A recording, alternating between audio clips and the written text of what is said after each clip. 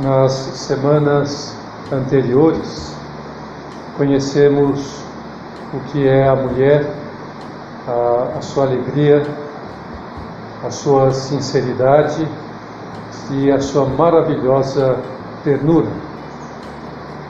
E vimos como, quando ela vive essas virtudes tão próprias da sua essência feminina, conforme a criação de Deus, ela torna-se uma bênção para o ambiente e ela mesma se realiza como ser humano. Hoje nós chegamos ao último trecho e nos propomos percorrer dessa estrada da verdadeira feminilidade. Nesse trecho, nós vamos conhecer a sua linda e encantadora discrição. A discrição da mulher, ela está fundamentada em duas outras qualidades que também lhe são próprias, que é a valentia e a austeridade. São essas duas virtudes que permitem que a sua excelente expansividade, a sua maravilhosa criatividade, não degenerem em vedetismo e leviandades, mas possa lhes dar essa discrição virtuosa. Por isso que esse fundamento precisa estar muito bem solidificado, senão pode se desvirtuar. Mas o que é propriamente a discrição? Por um lado, é a capacidade de controlar a língua para calar quando convém calar, a fim, evidente, de evitar discussões, desavenças, um bate-papo que acaba degenerando em bate-boca, desconstrutivo, ou para evitar a fofoca, que muitas vezes ela é difamação e às vezes até mesmo calúnia. A fofoca, ela costuma, enfim, ser relacionado mais à mulher, né? Fala assim de fofoca, está falando de mulher, né? Mas precisamente por quê? Porque a mulher perdeu o seu poder de ser discreta. Não é que a fofoca é própria da mulher. É própria da mulher ser discreta, mas quando ela perde a discrição, ela acaba se transformando em fofoqueira. Isso é interessante, porque quando a propriedade, né, virtuosa feminina ela se perde, gera defeitos femininos próprios. Mulher discreta não é vedete, não é fofoqueira, por isso é mais mulher. Mulher indiscreta é vedete, é fofoqueira, por isso menos mulher. Por isso que quando nós queremos que todo mundo saiba de algo, contemos isso para uma mulher indiscreta. Pensamos que guarde segredo. Pronto, em 2 minutos isto vai estar publicado em todas as redes sociais do mundo, né? Portanto, isso não é um defeito da mulher, mas uma consequência de ser menos mulher, por não ser discretamente feminina. Muito unido a esse defeito da fofoca é o dizer palavras inúteis, vazias, vãs. Jesus Cristo foi muito enfático e firme a nos ensinar a inoportunidade em dizer palavras vãs, palavras inúteis. Eu vos digo, no dia do juízo, os homens prestarão contas de toda palavra vã que tiverem proferido. É por tuas palavras que serás justificado ou condenado. Evidentemente que Jesus, ele não está se referindo ao bate-papo descontraído, num café da manhã, num churrasco, num restaurante, numa mesa de bar, numa tertúlia, enquanto assistimos um filme ou uma competição esportiva. Nesses momentos, ninguém está defendendo nenhuma tese de doutorado, Então, evidentemente que as coisas vão sair assim, sem muito pensar.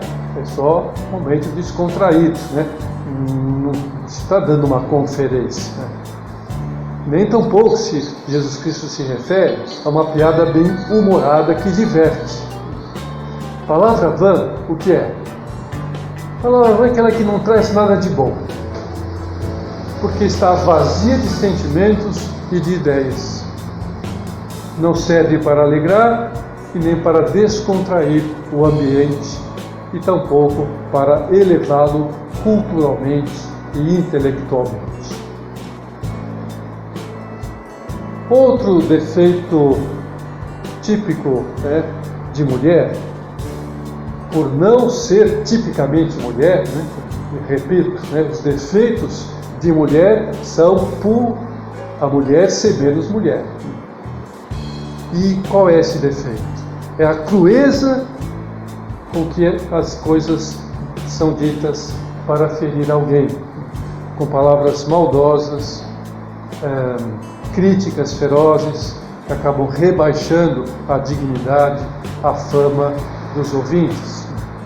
E por isso Santiago recomenda na sua epístola: se alguém, pois, julga que é religioso, não refreando a sua língua, mas seduzindo o seu coração, sua religião é vã.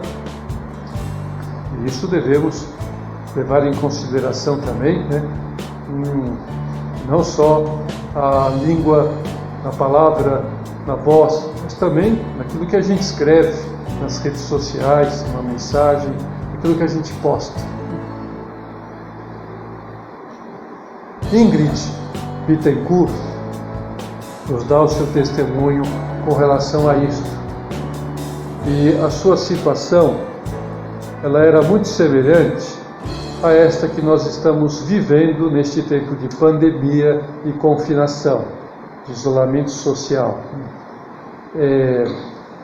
em que necessariamente precisamos estar mais tempo junto dos nossos familiares, e isto faz com que os seus defeitos e os nossos fiquem mais patentes, mais evidentes, e essas pequenas incidências da convivência acabam, por causa dos defeitos de um e de outros, acabam provocando irritações exageradas. As pessoas ficam muito ansiosas, muito explosivas, muito descontroladas. Ingrid Bittencourt era senadora na Colômbia quando foi sequestrada pelas Farc. Ficou prisioneira dessa guerrilha, junto com outros 20. Isso durante 6 anos na floresta amazônica. E ela conta como as pequenas coisas da convivência eram aquelas que acabavam por envenenar o ambiente. Aquela situação de confinação deixava todo mundo deprimido. As pessoas discutiam por qualquer coisa, por causa de um balde que deveria ser usado para colocar alimento e alguém pegou para colocar suas roupas para lavar. E aí então, aquela discussão, esse balde não era para fazer isso aí, agora vai pôr a comida, e quer dizer, você só pensa em você, nas suas roupas, aquela coisa toda, por causa de um balde. Esses incidentes miúdos do dia a dia nos envenenavam a vida. Provavelmente pelo fato de nosso universo ter se tornado tão pequeno, dizia ela, escrevia. Eu também me irritara diversas vezes. Também tive as reações erradas e as atitudes erradas. Às vezes aquilo me surpreendia por eu ignorar as engrenagens do meu próprio temperamento. A comida, por exemplo, não me interessava. Mas certa manhã, levantei-me e fiquei vergonhosamente chateada porque a maior parte da ração que nos trouxeram não tinha sido para mim. Era ridículo. Isso nunca me acontecera antes. Mas no cativeiro descobri que meu egoísmo sofria se eu fosse despossuída do que desejava. Com a fome ajudando, era em torno da comida que se travavam os combates silenciosos entre os prisioneiros. Eu observava uma transformação em mim da qual não gostava. E gostava menos ainda à medida que não a suportava nos outros. Essas pequenas coisas do cotidiano envenenavam nossa existência. Provavelmente porque nosso universo se encolhera. Despossuídos de tudo, de nossa vida, de nossos prazeres, de nossos próximos, tínhamos o reflexo errado de nos agarrar ao que restava. Quase nada. Um pouco de espaço, um pouco de biscoito, um minuto a mais do sol. Na raiz desse defeito, das irritações, das palavras maldosas que ferem por qualquer coisa, por qualquer motivo, estão os maus juízos que nós fazemos das pessoas. Tudo começa no mau juízo. Quem fala mal de alguém é porque antes pensou mal dela. Por isso, nosso Senhor nos diz oportunamente: a boca fala do que abunda no coração. Se nós julgamos bem, abundará palavras bondosas. Se julgamos mal, palavras maldosas. Quando admitimos os maus juízos, deixamos que eles fiquem poluindo a nossa cabeça, facilmente acabamos expressando esses maus juízos de alguma maneira, com palavras, escrevendo, com gestos. Mostramos antipatia, desprezo, desconfiança. Geralmente, os juízos temerários, eles procedem de considerarmos como erradas certas atitudes das pessoas, sem ter fundamentos e provas precisas para avaliar que aquela pessoa estivesse errada. E muitas das coisas que nós julgamos, nós não temos fundamento. Em poucas coisas, pouquíssimas coisas, a gente pode dizer com toda certeza: isso é errado. Aquela pessoa, em todos a sua abrangência, vamos dizer assim. Pode ser que um aspecto ou outro a gente considere errado, mas não é algo que a gente possa avaliar com toda a perfeição. Jesus também nos ajuda a evitar isto, considerando da mesma maneira com que nós julgamos os outros, nós vamos ser julgados por Deus. Ou seja, nós estamos pondo em Deus as condições para que Ele nos julgue. Deus é poderoso, Ele é sábio, Ele é justo, mas Ele fala: eu vou julgar vocês da mesma maneira como vocês julgam os outros. Por isso não julgueis assim, diz nosso Senhor, para não serem julgados assim. Não condeneis, para não serem condenados. Mas talvez você se pergunte: o que dizer sobre as atitudes então comprovadamente erradas dos outros? Porque alguma vez ou outra, como eu disse, a gente pode comprovar: isso aqui está errado, né? Nesse caso nós não podemos julgar, não podemos falar nada. Nesse caso, podemos e devemos julgar, mas com humildade. Aí está na raiz, do bom julgamento. Humildade, primeiro, porque nós também somos capazes de cometer aqueles erros.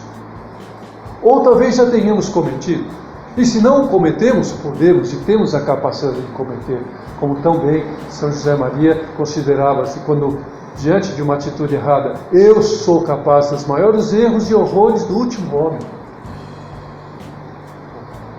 Um santo como ele, e que se considerava assim, né, capaz.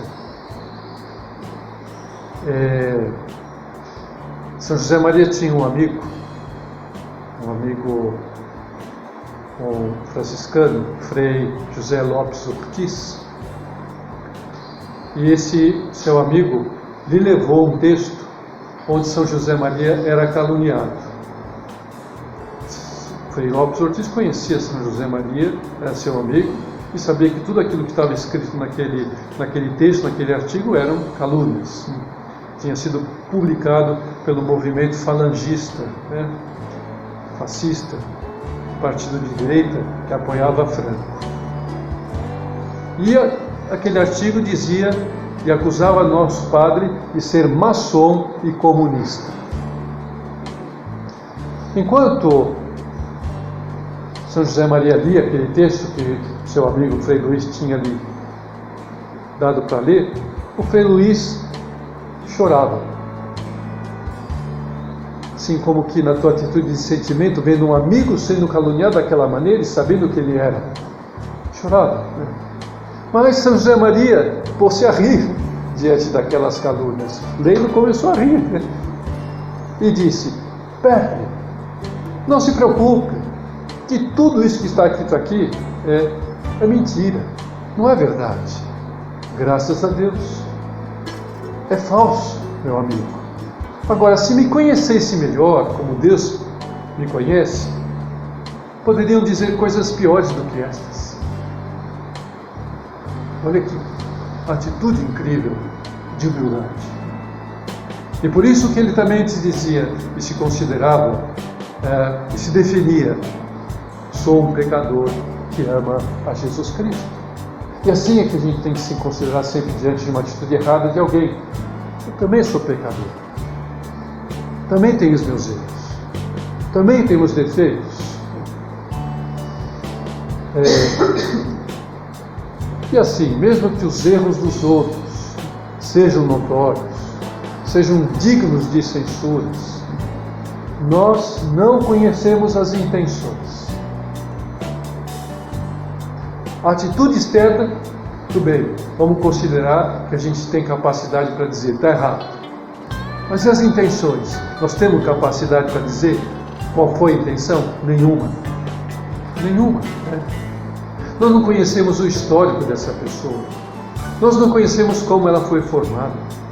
Mesmo que seja nossa irmã, um irmão, nós não conhecemos o estado da sua alma, o que ela está passando naquele momento, a sua psicologia. Só Deus vê o coração. E mesmo Jesus, sendo Deus e portanto vendo o coração, não julgou como homem. Poderia julgar como Deus, mas como homem não julgou. É meu Pai que julga, não sou eu. Ele disse, ele era Deus. E que humildade, como homem eu não posso julgar. Por isso é que ele teve aquela atitude com a mulher adúltera que foi levada pelos fariseus para ser apedrejada, conforme a lei. Jesus fez com que aqueles homens considerassem que eles eram pecadores também, aqueles que não tiver pecado atire a primeira pedra, e eles prudentemente e sabiamente deixaram as pedras no chão, os mais jovens, os mais velhos primeiro, as pedrinhas, né, tinha mais pecado, depois os jovens, tinha um pedra grande, deixaram também. Por quê? Porque se fossem apedrejar a mulher, então depois teria que todo mundo apedrejar. Muito bem, agora eu vou apedrejar você. Amanhã eu vou ser você. Tem uma pedraiada lá, não sobraria ninguém. Porque todos têm defeitos, ninguém, né? Todo mundo tem telhado de vidro. E por isso Jesus Cristo, quando todos aqueles homens foram embora, perguntou à mulher: mulher, ninguém te condena? E a mulher disse, com alívio, né? Não, ninguém me condena, eu também não te condeno. Estaria pensando nas intenções, no problema. Talvez fosse maltratada pelo marido, ou não fosse bem educada pela mãe, ou o que for. não foi bem instruída pelos doutores da lei, o que for, eu não te condeno. Vai, não tornes a pecar, o que você fez está errado, isso eu julgo. Externamente, adultério não, mas internamente não vou julgar a tua intenção.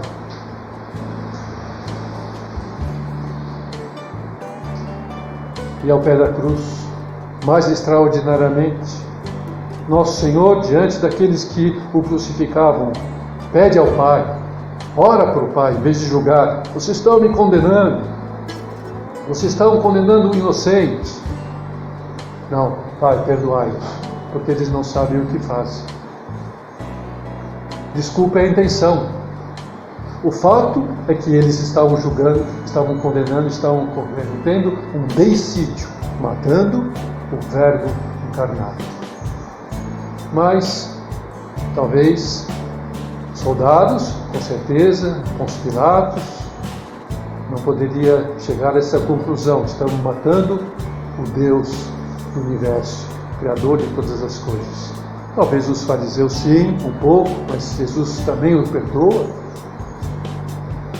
Por que motivo for, perdoa. E é baseado nessa atitude de Jesus que São José Maria nos ensina no caminho. Não admitas o mau pensamento acerca de ninguém, mesmo que as palavras ou obras do interessado deem motivo para assim julgares razoavelmente. E é claro que os maus juízos são mais graves quando se referem a atitudes passadas das pessoas, principalmente porque as pessoas mudam.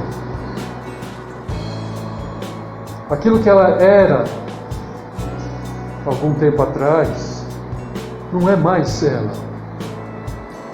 As pessoas se convertem, nós nos convertemos, graças a Deus, nós melhoramos e queremos melhorar, e os outros também não?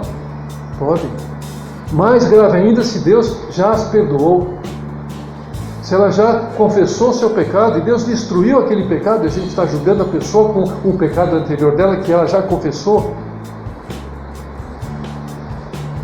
Por isso, uma regra de ouro que podemos ter na nossa conduta é a de não participar jamais de conversas, seja presencialmente nos grupos sociais, que estejam falando mal de alguém, seja quem for. Seja quem for. E até mesmo quando estão se referindo à sua vida particular, nós saímos fora. Isso não nos interessa. Estamos fora. Não falamos nada. E São José Maria nos dá uma boa norma de conduta também no caminho. Não faças críticas negativas. Quando não puderes calar, melhor. Quando não puderes falar, elogiar, cala-te. Essa é a regra de ouro. Mas até aqui nós fomos vendo aspectos negativos da virtude da discrição. Calar, quando é melhor calar, evitar a fofoca, as palavras inúteis, palavras cruéis, maldosas, maus julgamentos, maus juízos. Positivamente, a discrição é o dom de pronunciar palavras que soam com doçura. E isso é muito próprio da mulher. Falar com doçura. Falar com encanto. Por isso que geralmente as fadas são mulheres, né? Elas realizam um milagre da transformação, né? Com seu pó de pirim-pim-pim, que é a sua fala, né? É seu dom, né? Diz o livro dos Provérbios, pronunciar palavras que são como favo de mel para a alma que escuta. Favo de mel, que alivia. Favo de mel, como foram as palavras que Jesus Cristo disse à mulher adúltera, né? Eu não te condeno. Que alivia, que renova, não tornes a pecar, que estimula a mudar de vida. A palavra discreta é também aquela que eleva, que ilumina o caminho de alguém que está precisando de uma luz, desperta bons sentimentos nas pessoas, como também Jesus Cristo fez com Zaqueu.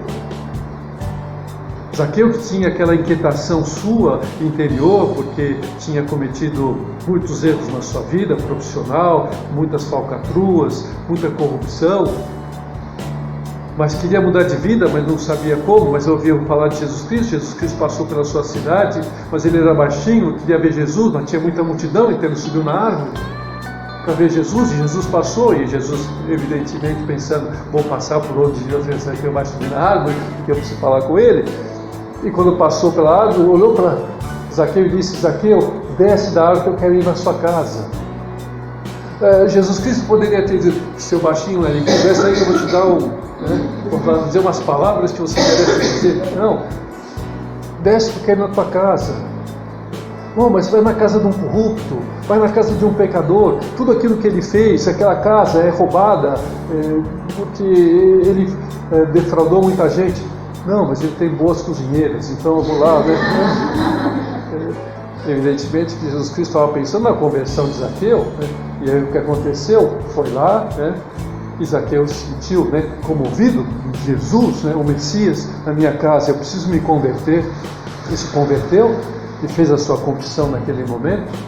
Palavras que iluminaram a ele tomar a decisão, dar metade dos seus bens aos pobres, e se alguém tivesse defraudado, aí naquele momento ele ainda considerava que talvez não tivesse, vou dar 4 vezes mais. Como a justiça me disse, realmente defraudou, vou dar 4 vezes mais. Palavra discreta é aquela que demonstra amor, carinho, compaixão, confiança, como Jesus Cristo demonstrou a Pedro depois da ressurreição, para que ele ficasse aliviado das suas 3 negações. Simão, tu me amas. Simão, tu me amas. Simão, tu me amas. Queria que Pedro respondesse por 3 vezes: Jesus, Senhor, tu sabes que eu te amo, tu sabes que eu te amo, tu sabes tudo, tu sabes que eu te amo. Pois então, apacenta os meus cordeiros, apacenta as minhas ovelhas. Confiança, amor, misericórdia. Descrição é também ser, através da palavra, construtor de pontes, instrumento de união. Por exemplo, falando sempre das atitudes boas e virtuosas dos outros. Tem sempre coisas boas a falar dos outros, falar, publicar, divulgar. E para nos induzir a ter esse modo de agir, nosso Senhor nos ensina: tudo o que quereis que os homens vos façam, fazei-o vós a eles. Às vezes, a descrição não se manifesta em palavras certeiras e geniais, mas em saber escutar as pessoas, valorizá-las. Enfim, o Senhor quer que sejamos sal da terra e luz do mundo. E seremos se formos discretos como são esses elementos. O sal, super discreto. A luz também. Nós estamos iluminados aqui, mas ninguém está ficando olhando para a luz. Os lustres. Ela está iluminando, mas está discreta lá em cima. São elementos super úteis e eficazes, mas não ficam em evidência. E assim é que tem que ser a descrição, especialmente da mulher, na sociedade, na família. A mulher tem muito a ajudar a todos nessa atitude, é muito própria do seu caráter feminino. Essa é uma das grandes missões que a mulher tem no mundo. Bem, o tempo já se esgotou, mas só queria mencionar uma outra atitude discreta da mulher. Vai dar para me alongar muito nisso, mas só para mencionar. Que é vestir-se com elegância, sem chamar muita atenção. Só um pouco. Afinal, assim deixaria de ser mulher, um pouco está permitido, Mas São Paulo dá-nos um conselho oportuno sobre isso. Isso vale também para as redes sociais. que as mulheres se aviem em traje honesto, com pudor e modéstia, não com ouro ou pérolas ou vestidos preciosos, mas como convém a mulheres que fazem profissão de servir a Deus, com boas obras. É claro que as nossas roupas podem ser belas, delicadas, coloridas. Olhemos para a criação, e veremos como Deus veste os lírios com beleza extraordinária, gloriosas roupas. Ama a beleza, a ordem, a forma, as cores, assim Deus quer também que a mulher se veste. Porém, nossa principal preocupação, especialmente da mulher, repito, deve ser que as suas roupas agradem a Deus. Vestir-se para Deus. Enfim, olhemos para essa virtude da descrição em Nossa Senhora, especialmente como ela não disse nada a ninguém que ela ia ser mãe de Jesus. Não publicou em nenhuma rede social da época que seria, sei lá, nem mesmo quando foi, nem a José, que era seu noivo, nem a sua prima Isabel, quando ela foi servir, não foi para dizer: Isabel, estou grávida. Não, Isabel soube, porque o Espírito Santo lhe ditou, lhe soprou: olha, está chegando aí a mãe do meu Senhor. Assim é que nós devemos. E por isso recebeu aquele grande elogio da sua prima: a que devo receber a mãe do meu Senhor na minha casa. Dita enorme esta visita. A ela, nossa mãe, pedimos ajuda para viver essa virtude tão importante da discrição, e que ela seja essa marca da mulher verdadeiramente cristã.